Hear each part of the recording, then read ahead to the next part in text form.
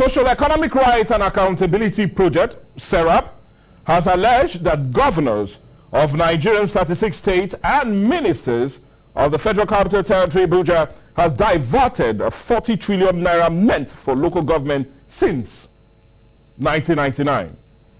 SERAP urged the governors and the current minister of the FCT, Yusuf Wike, to disclose details of federal allocation meant for local government sees the return to democracy. SERAP also appealed to them to promptly invite the Independent Corrupt Practice and Other Related Offences Commission and the Economic and Financial Crime Commission to investigate the actual disbursement and spending of federal allocation meant for local government in their states and the FCT since May 1999. In a Freedom of Information request dated January 29th of 2027 and signed by his Deputy Director, Kolawole Oluwadare, SERAP urged that Nigerians have the right to know the details of actual disbursements and spendings of federal allocation in each state and the FCT. SERAP said it will be grateful if the recommended measures are fully done within 7 days at the receipt and or publication of its letter, but warned that if nothing is heard from the governors, SERAP shall consider appropriate legal action to compel them in public interest. This request is coming at a time public trust for government is at its lowest ebb and the cry for autonomy of the local council is being made. But the big question and the big story for today is why has the third tier of government been eroded by state governors? And will such a request by SERAP be heeded to? Well, a look at this and more as it concerns corruption and accountability on the part of government is what this edition of the big story is all about. And we're talking about accountability of public funds state governors called to give account. And that's what we're having as a major discourse today. We're talking about accountability of public funds and state governors and ministers and also government itself being called to give account. But anyway, to give us more understanding and to discuss the matter, we have no other person but a capital development practitioner, the executive director of Value Rebirth Center and director of studies of still the Value Rebirth Center. And well, anyways, he's also the state coordinator of Transition Monitoring Group in Delta State. And I'm talking of no other person but Comrade Edewo Egedegbe. Good morning and welcome to the show, sir. Good morning. Thank you for having me. Well, anyway, we'll just go straight to it because indeed it is something that seems to be having a lot of reactions since that call or request was made. Now, the organization said its findings showed that the 36 states and the FCT have collected over 40 trillion naira from federation accounts meant for the 774 local government areas in the country and the FCT. And according to our own findings on Quest today, the Federal Allocation Account Committee, FEC, has disbursed to states 225.21 billion federal allocation meant for local government in November. And they also disbursed 258.810 billion naira in December to these states to give to the local government. That's according to our findings on Quest today. But we had opacity in the actual disbursement of these allocations to the local government. We did not find how much. We requested for the information, but we did not get any. So my question is, what has there been this practice that monies will be given to states, to be given to local government, but at the end we hear nothing of such money being given to these states and to these local government. But the practice has been ongoing for decades. And not just that, do you see SERAP requests in order to help address this very disturbing trend? Absolutely yes, I would say. And I would say here that kudos to SERAP for always, putting the public office holders on the hot seat. Okay. This is one very critical one at that. And let me say this also. The reason why state governors, working with their puppet state assembly not to allow the autonomous bill of the local government to sail through all along. This is just the reason. This is the reason. Now, how will you justify? You are a tier of government. There is another tier of government. You believe that you have overriding influence on another tier of government. It's an abnormality. It's only in Nigeria that things like this happen and nobody talks. Which is why I'm giving kudos to Sarah for always, you know, raising the flag. Those, yes, the red flags. And the challenge is, having raised the flag, citizens at those sides still. I listened to the newspaper review this morning. A state governor was giving a marching order to council chairmen that they must sign their attendance register daily. It looks laughable, but it's real. You have states, you know, council chairmen who do not even go to council, who do not go to the office until maybe allocation is, the paltry allocation served on them by their governors is ready for sharing. That's only when you see them. Some operate from their hotels, some operate from their homes, some operate from the cities and live in their local government secretariat. We have gone to that level. We've gone to that level. So what is this democracy all about? A government of the people, by the people and for the people. And the people seems not to have their voice. No, it's unacceptable. It's unacceptable. Now, look at the trillions that has been shared to the 774 local government in this country for the time under review. What do you have to show for all of this money? Is there value for money? The answer is no. Some people believe that they are more Nigerians than the others. And the law forbids that, for crying out loud. The constitution of this country forbids that in its entirety. Equal right to justice is what the constitution says. But some people believe that they can undo some other persons and they will go scot-free. I am happy that, you know, this sensitization is on. And many people are getting to know their rights, which is what we try to do at, you know, at the Citizens' Rights Concern Enhancement Initiative, a human rights protection, you know, group that drive the process of, you know, giving the necessary, you know, information to citizens so that they can own, take their responsibility. Whereas they are right, they are responsibilities. So citizens need to be more responsible than they are doing today. That one man will just come overnight, because he's given an appointment, he's become elected by hook or crook, then the next 365 days is a chief. He has amassed a lot of, you know, money, and tomorrow he is the leader of the place. And nobody seems to care about that. No. Okay, we must put a stop to these shenanigans, as I call them. Okay, now, you raised one very important question yourself. Or you took a swipe at it, and I rather want us to remain there. And you talked about local government chairmen not going to their council till monies are being shared. And I want us to remain there because this very request is coming on behalf of SERAP to governors. But I want us to look at what former President Muhammad Buhari said in December of 2022. Funny enough, I have it here.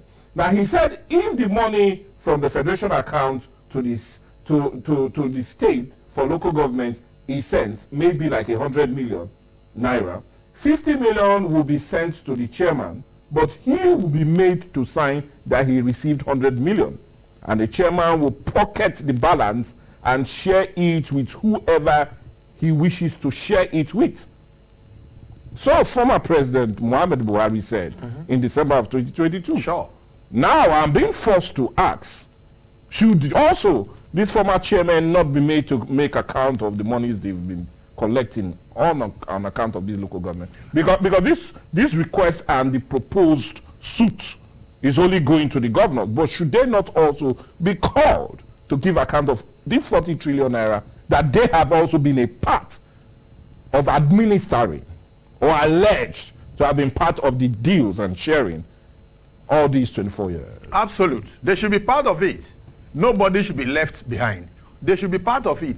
which is why I'm also saying that ICPC and EFCC are almost outliving their usefulness to my mind, because they are supposed to track, the spendings of these executives, but they are not so doing that. They are not doing that. In case they are not doing it to the expectations of Nigerians. What is ICPC doing? Why don't you set up, committees at different levels to monitor what is happening? You sit down there, or you see a petition, and when you see a petition, only God knows how you will even move towards addressing, investigating such petitions. They are outliving their usefulness, I must say that, with all sense of responsibility.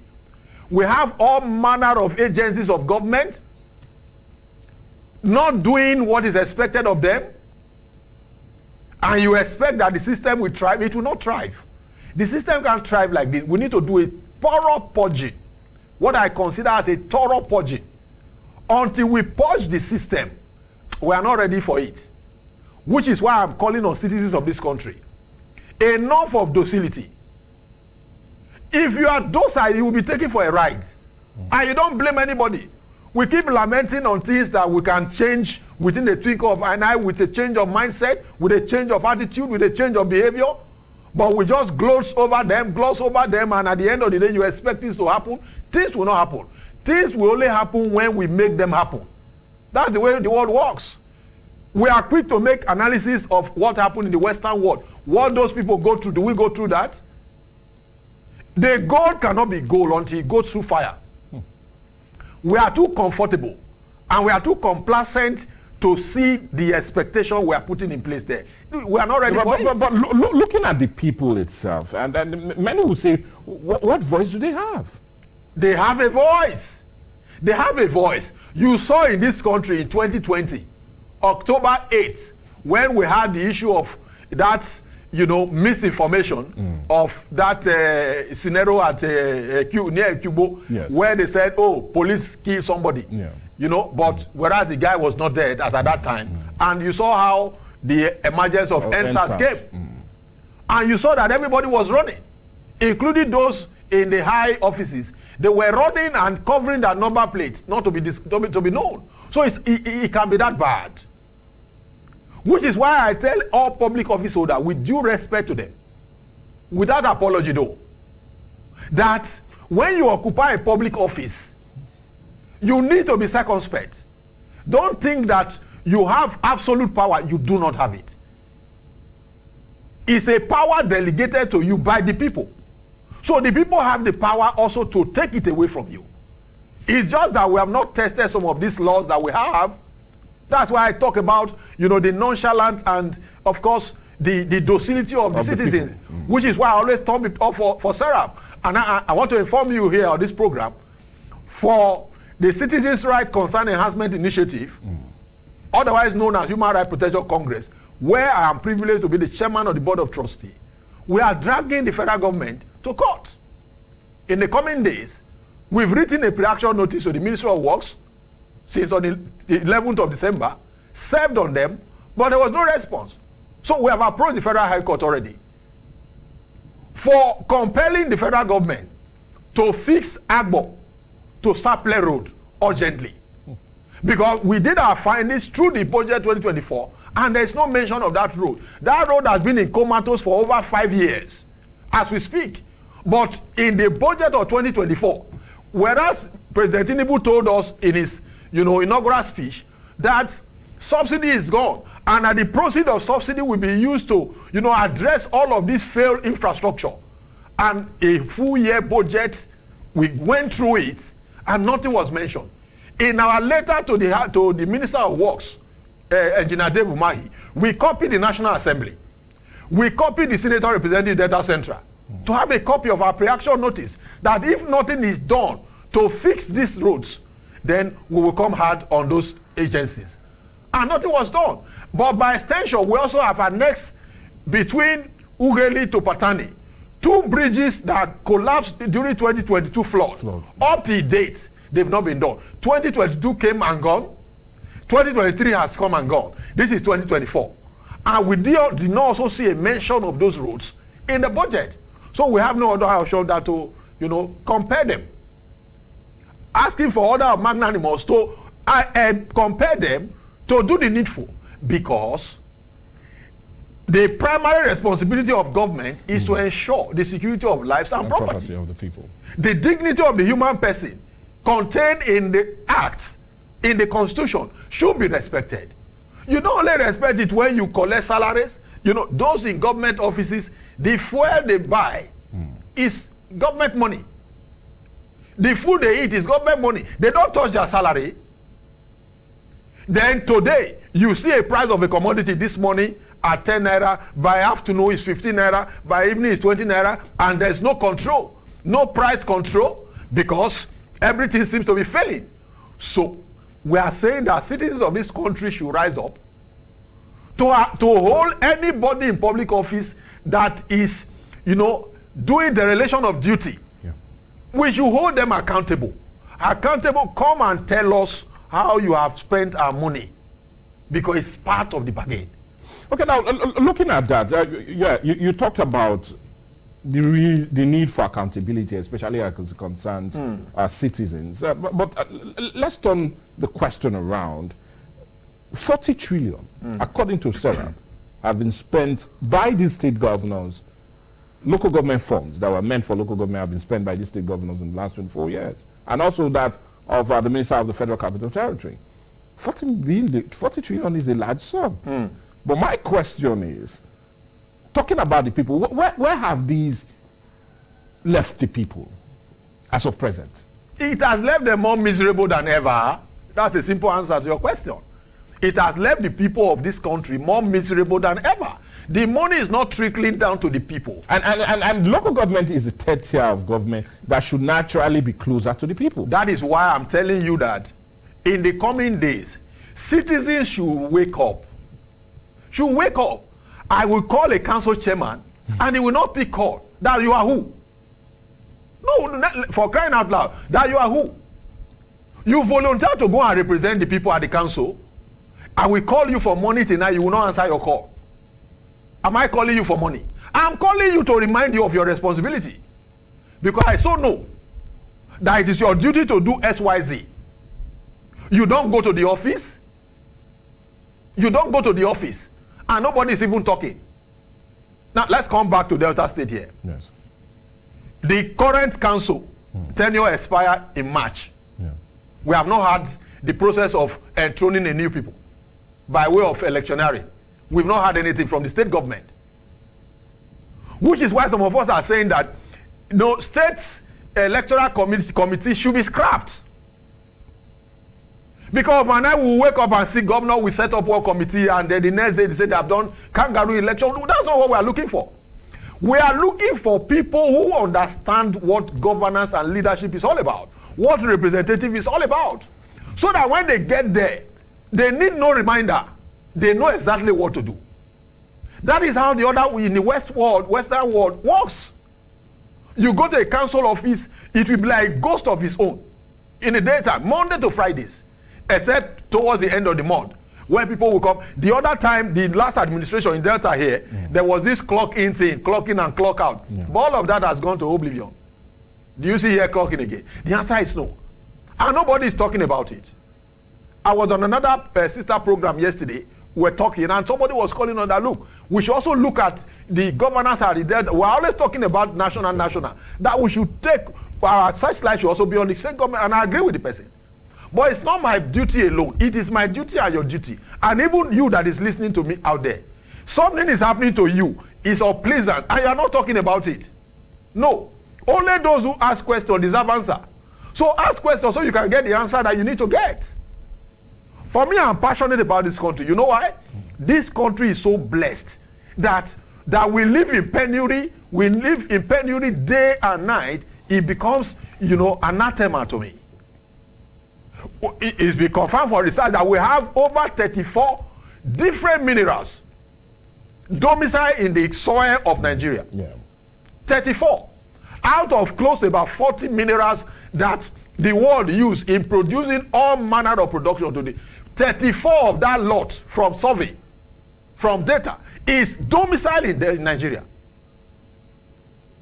But look at where we are today. Look at where we are. We heard in the news this morning that Dangote refinery will be importing crude from US. The United States. And we have crude in avalanche here. We are not looking for crude. Crude is here. But because of some people who constitute themselves as, all-knowing in this country, who regulate how Nigeria should be at the expense of the generality of Nigerians that are so blessed, God, brought through this place, they will be manipulating us, and we are looking at them. No. At the risk of sounding immodest, yes, I think that a time will come, and it will come so soon, that those people who are holding the patrimony of this country to their gum at the expense of the people that you have this money to live a good life, they will have their day. But anyway, we're still having that day to talk about it, and we're talking about the issue of accountability as it concerns governance, and looking at that very call or request made by the Social Economic Right and Accountability Project, insisting that state governors and ministers of the FCT over the years, 24 years since the return of democracy in 1999, should take or make account of the 40 trillion naira that have been sent to local government councils, 774 local government councils in the last 24 years. How would that request be listened to, or be heard, or be answered by the governors that seem to also remain one of the major dreams that many will feel, would they have to answer to that request, or would Sarah be made to go to court to insist that their answers be heard? But anyway, like I said, let's go on a break, and when we come back, more discussion centered on the big story for today.